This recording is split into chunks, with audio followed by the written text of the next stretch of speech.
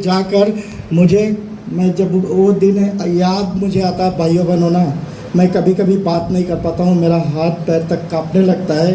वो इतना मुश्किल का दिन था, मेरी पत्नी को जो प्रॉब्लम था उसको लेकर मैं इतना जूझ रहा था। जब डॉक्टर दवाई से रिजल्ट नहीं मिल रहा था तो मंदिर मस्जिद गुरुद्वारा, कमर में तबीज, पैर में धागा तो तलवा पार बाबा तो मलंग बाबा, सब करके एकदम हार रहा था। शाम को सच में बता रहा हूँ, शाम को हम लोग अच्छा खाना नहीं खा पाते थे, क्योंकि सब पैसा कहाँ लगता था। परिवार मुझे चलाना था, मेरी 3 बहनें छोटी थी, एक भाई छोटा था, पत्नी थी, सबको देखना मुझे ही था। मेरे पिताजी उस समय नहीं थे, तो मैं अपने भाई के लिए, अपनी बहनों के लिए पिता समान था। तो ये इतना चैलेंज था कि मैं कभी कभी भगवान से बोलता था, हे भगवान, ये सारा दुख सारा तकलीफ़ हमको ही क्यों दी है। जब हमारा ये अंगूठी माला बिका था तो हमको यही सोचकर अपने भाई को देखकर हम रोने लगे, घुसते ही पीसीओ में। तो जब हम रोने लगे तो भाई को नहीं समझ में आया ये क्यों रो रहे हैं भैया, तो मैं रोने लगा, मेरा भाई भी रोने लगा। फिर ऊपर पीसीओ वाले ने हमको रहने के लिए दिया था, हम रूम भाड़ा नहीं दे सकते। मेरा ऐसा दिन था वो दिन, जब मुझको याद आता तो मुझे खून का आंसू आता है भाइयों बहनों। हम रूम भाड़ा नहीं दे सकते थे, हम सब्जी नहीं खरीद सकते थे, इतना मुश्किल वाला। शाम को अच्छा खाना नहीं खिला सकते थे अपने भाई को, अपनी पत्नी को, इतना मुश्किल वाला दिन था।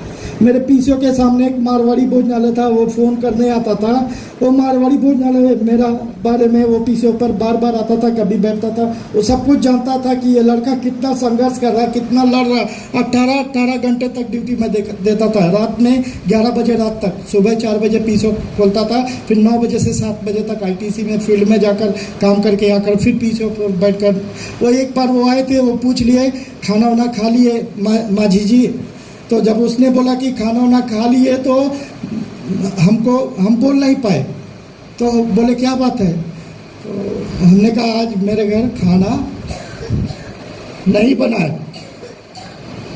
इतना मुश्किल दिन हमने झेला है। उसके बाद उसने कहा कि हम अच्छा थाली लाओ। वो थाली हम लेकर आए, बोले चलो मेरे साथ। तो सामने ही सड़क पार करके टांडा चौक में हम पीसीओ पर रहते थे, उसके सामने मारवाड़ी भोजनालय। उसने खाना, बचा हुआ खाना दिया।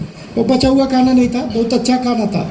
होटल पर बहुत अच्छा खाना बहुत फेंक देते हैं लोग। उस दिन उसने कहा आप बिल्कुल शर्म नहीं कीजिएगा, आप आकर, हम बंद करने से पहले बुलाएंगे तो आकर खाना ले जाना। भाइयों बहनों, तभी अच्छा खाना हमारा भाई हमारी पत्नी खा पाते थे। अच्छा खाना भी हमको नहीं बनता था ठीक से। ऐसा दिन हमने अपने पत्नी के इलाज में झेला है।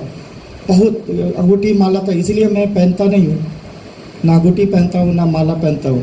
लेकिन आज भगवान की बहुत बड़ी मेहरबानी है, पूरा दिन बदल चुका है, समय बदल चुका है, मेरा दुख कट चुका है, घर में खुशियाँ आ चुकी हैं, हेल्थ वेल्थ हैप्पीनेस सब कुछ मिल चुका है। मैं चाहूँ हर महीना में 3 अंगूठी 3 माला खरीद सकता हूँ, सोने का 3 अंगूठी 3 माला। इतना इनकम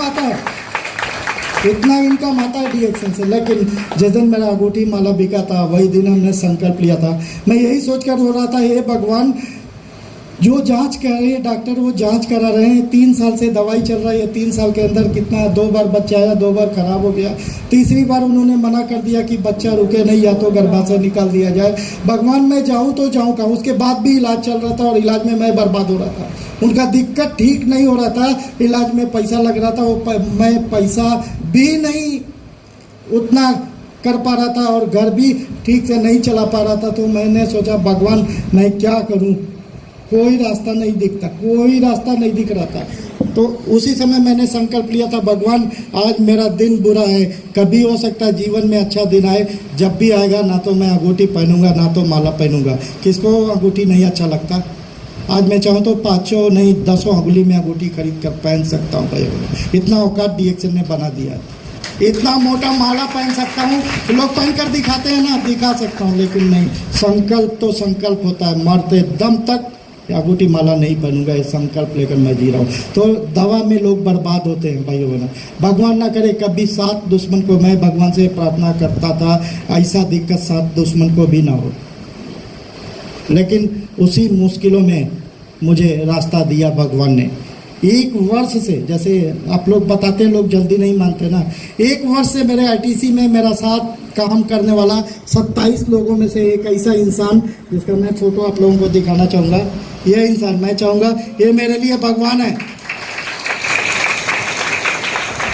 27 लोगों में ये सबसे छोटा कर्मचारी था आईटीसी का, लोकल एरिया का जो गुड्स होता है। जब हम सुपरवाइजर सेल्समैन ऑर्डर लाते थे तो ये अपने ठेला पर लाद कर डिलीवरी करता था। इत्तेफाक से, संजोग से, किस्मत से इसको जिन्होंने जोड़ा था डीएक्सन में, इसके पिताजी एक बैंक के एम्प्लाई, उस समय वो असिस्टेंट मैनेजर थे, फिर वो मैनेजर होकर रिटायर हुए टांडा अंबेडकर नगर से, हंसराज गौतम जी। तो उन्होंने और इसके पिताजी को जोड़ना चाहा तो इसके पिताजी बोले अभी इस उम्र में हम ये सब क्या कर पाएंगे, मेरा बेटा रहता है बाजार में, इसी को जोड़ दीजिए, यही कुछ करेगा। मुझे 1 साल से ये इंसान बार बार बोलता था भैया आप भाभी के लिए इतना परेशान है, मलेशिया की एक कंपनी है, उसकी आयुर्वेदिक दवा आती है और उसको आप भाभी जी को खिलाइए, भाभी जी अच्छी हो जाएंगी। मैंने एक बार इसको गाली देकर भगा दिया, भगवान माफ़ करे, मुझे उस समय नहीं पता था।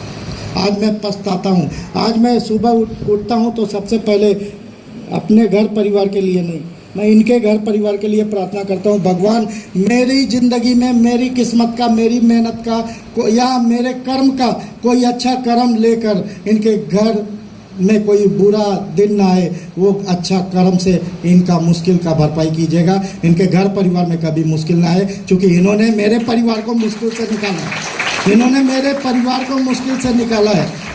एक बार ये पूरा किताब देकर गए थे, हम 3 महीना बाद दे दिए थे, धूल लग गया था किताब के ऊपर।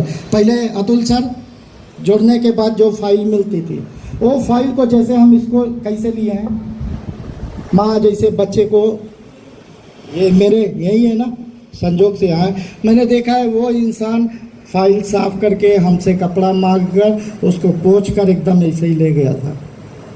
हम के ले जाओ इसको। 1 साल नहीं माने थे, लेकिन जब तीसरी बार जांच के बाद हमारी पत्नी को बता दिया गया कि क्या नाम है, ये बच्चा बार बार आएगा, बार बार खराब होगा, इनको बच्चा आने में कोई दिक्कत नहीं है, लेकिन जितना बार बच्चा आएगा कभी 9 महीना नहीं जाएगा।